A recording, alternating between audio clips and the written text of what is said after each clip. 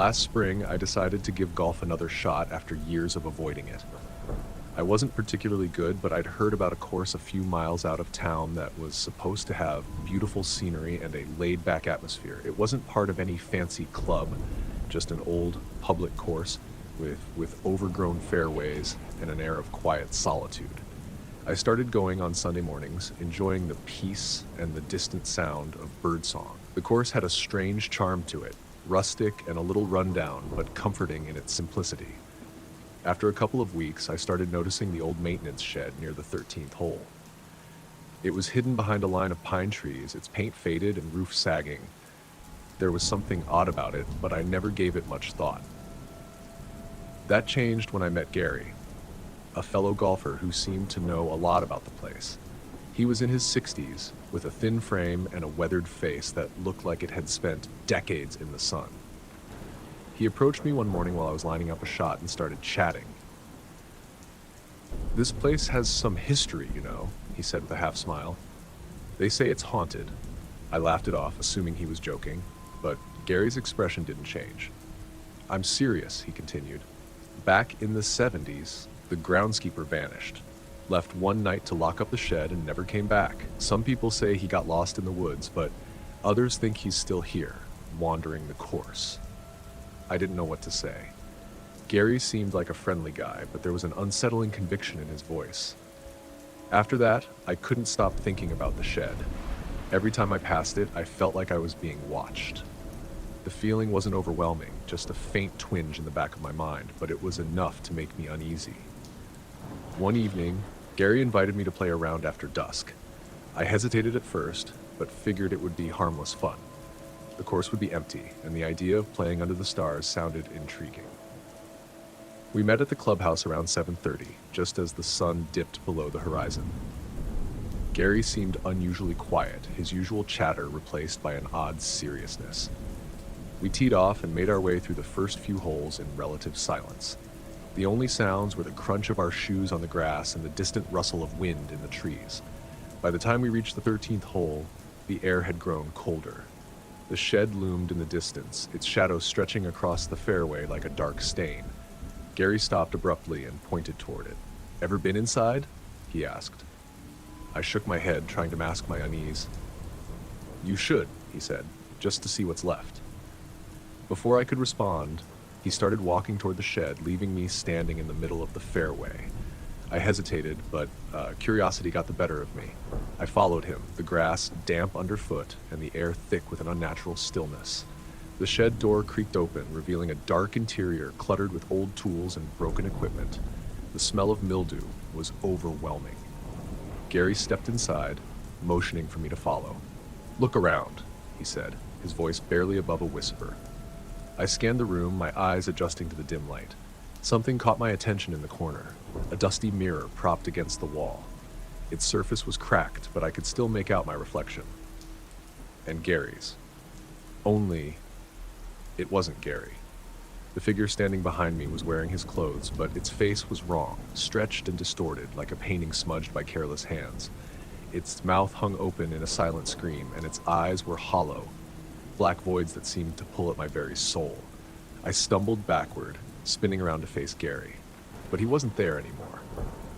The shed was empty. Panic set in as the door slammed shut behind me, plunging the room into darkness. I fumbled for the handle, my fingers trembling, but it wouldn't budge. The air grew colder, and I felt a presence behind me, heavy and oppressive, like a shadow pressing against my back. I didn't want to turn around, but something compelled me to. When I did, the mirror was glowing faintly, the cracks shimmering like spiderwebs of light. My reflection stared back at me, but it wasn't moving. It just stood there, staring, while my own face twisted into an expression of pure terror. The reflection smiled, a grotesque, unnatural grin that didn't belong to me, and then it stepped out of the mirror. The last thing I remember is its hands reaching for me, cold and strong, pulling me into the darkness. I woke up on the fairway, just outside the 13th hole.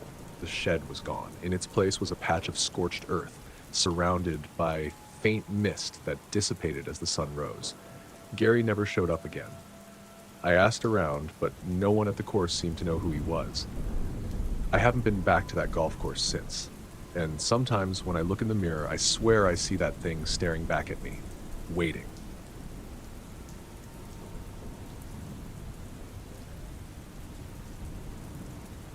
One summer, I decided to try golfing again, choosing a quiet, out-of-the-way course a few miles from town.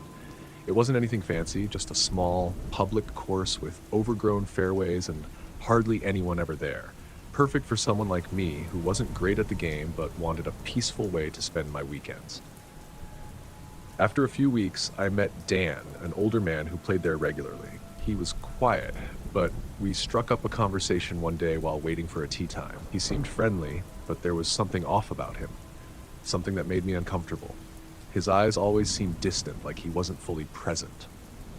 As we walked the course together, he casually mentioned something about the ninth hole. "They say a man died there," he said with a half smile.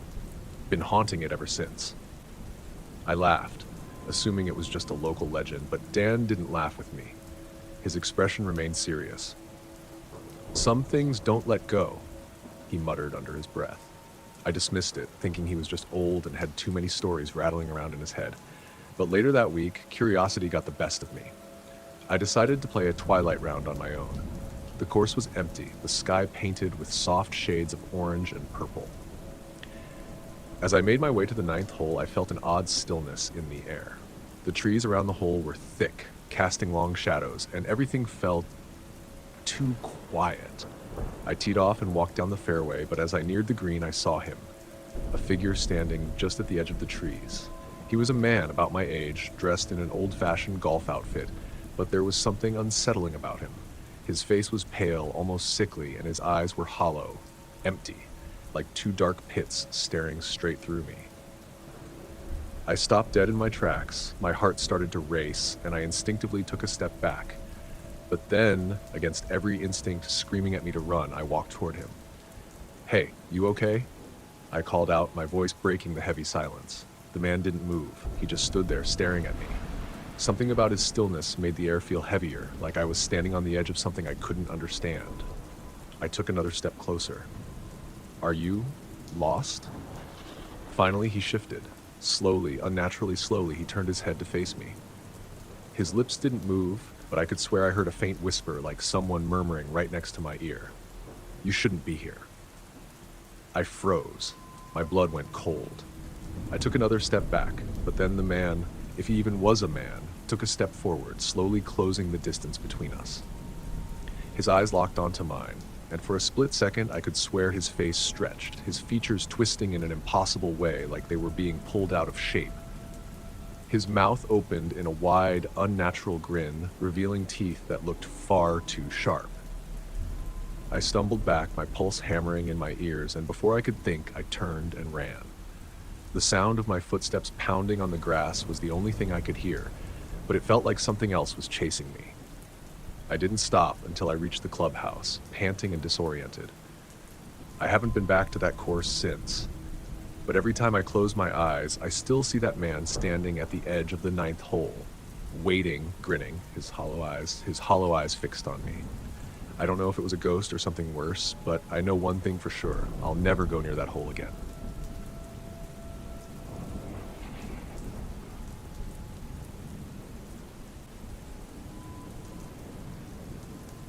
Last year, I decided to take up golf. I wasn't a pro, but I liked the idea of getting outside, getting some fresh air, and doing something low-key on weekends. There was a public course just a few miles outside of town that I had driven by countless times but had never actually played. One Saturday morning, I decided to check it out. The place was old, really old. The grass on the fairways wasn't perfectly manicured like you'd expect from a nice course, but it had a certain charm.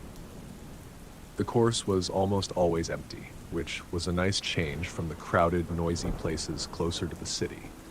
There was something serene about it, even if it felt a little rundown. The clubhouse was small, and the man behind the counter seemed like he'd been working there for decades, grumpy but friendly enough. I started going there every weekend. The course was never crowded, and I liked how peaceful it was. After a couple of weeks, I started noticing a man who would always show up around the same time I did. He was older, maybe in his late 60s, and would play alone. He had a distinct walk, kind of slow and deliberate, like he had all the time in the world. He didn't seem to talk much to anyone, and the few times I said hello, he just nodded. One day, after I had finished a round, I saw him sitting on a bench near the seventh hole, looking out at the course. I decided to go over and ask him if he wanted to join me for a quick drink at the clubhouse. He looked up at me, his eyes empty and dark. "I've been playing this course for years," he said in a raspy voice. "Long before you were here. Long before any of us were here." His words caught me off guard. It felt like he was talking about something more than just the course, but I didn't press him on it.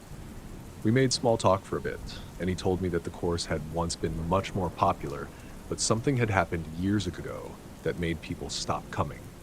I didn't think much of it at the time. The next weekend, I showed up for my usual round, but the atmosphere felt different. The air was thicker, like a storm was brewing, even though the weather was calm. As I approached the seventh hole, I saw the man again. He was standing by the tee box, staring down the fairway with a blank look on his face. He didn't seem to notice me at first, but when I called out to him, he turned slowly, his eyes wide and unfocused. "Don't go past the ninth hole," he said, his voice low. "Not after dark." I laughed nervously. "What do you mean?" He didn't answer. He just turned back toward the ninth hole and began walking away, dragging his club behind him. I brushed it off as nothing more than an old man's warning. But later that day, when I finished the ninth hole and was walking to the 10th, I noticed something odd. The course didn't feel like the same place anymore. The trees were darker, the sky dimmer. I had played this course countless times, but today it felt like something was watching me. When I reached the 10th tee, I saw something out of the corner of my eye, a figure standing near the woods, just past the ninth hole. It wasn't the old man, but it looked like someone was watching me. I couldn't make out the details, but I felt a chill run down my spine. I turned around to head back to the clubhouse, but the feeling of being watched didn't go away. I tried to shake it off, but every step felt heavier. I looked over my shoulder once more and saw the figure again, much closer this time, standing just at the edge of the fairway. Its face was still hidden in the shadows, but I could see its body clearly, a tall, thin silhouette, almost unnaturally long. My heart raced as I quickened my pace, but no matter how fast I walked, it seemed to stay at the same distance. I finally broke into a jog, but the figure kept pace with me, never getting any closer, but never moving further away either.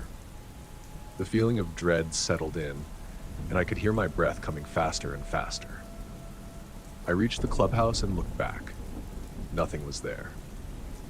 I went to the counter and asked the attendant if anyone had been on the course. He gave me a confused look and told me that no one had played since earlier that morning. I told him about the figure I had seen, but he just shrugged it off. I didn't go back for a few weeks after that. I couldn't shake the feeling that something was off about that course. But one Saturday morning, I decided to try again. I pulled into the parking lot and walked up to the clubhouse. The attendant was gone, and the place was eerily silent. I grabbed my clubs and headed out to the first hole, trying to push the thoughts of the figure from my mind. When I reached the 7th hole, I saw the old man sitting on the bench again. This time he didn't acknowledge me. He just sat there, staring at the ground. I walked over to him, trying to get his attention, but when I got close, I realized something was wrong. His face was pale and gaunt, his eyes wide open but unseeing. He wasn't breathing. It was like he was waiting for something. And then I remembered what he had said to me before. "Don't go past the 9th hole." I turned and ran, not looking back until I reached the clubhouse. I never saw him again, and I never went back to that course. To this day, I have no idea who or what he really was. But I know this. Something on that course was waiting for me. Something dark.